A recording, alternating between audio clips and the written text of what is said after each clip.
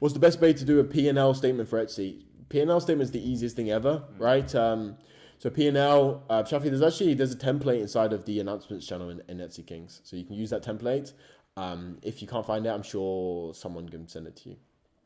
But it's super easy. The profit and loss statements and actually accounting for Etsy is made so easy by Etsy because you have the finances tab, the statements tabs. I don't know. You have a tab where it would show you like exactly what you spent on fees, on marketplace fees, on advertising costs, and what your revenue is minus all those fees, right? And that's what you receive to your bank account. So then let's say you buy from one supplier. Let's say you buy from AliExpress, and then you get the money in, download your statement, HSBC statement or whatever. You just add it up, like put that as a CSV, put that onto a spreadsheet on Sheets. Google Sheets is very good. Just literally add up all the ones that are sort A to Z based upon statement description.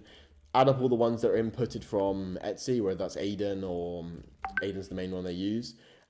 And then just minus all the AliExpress, literally that simple, or minus all the Upwork or anything else and anything extra that you personally have, right? Super, super simple.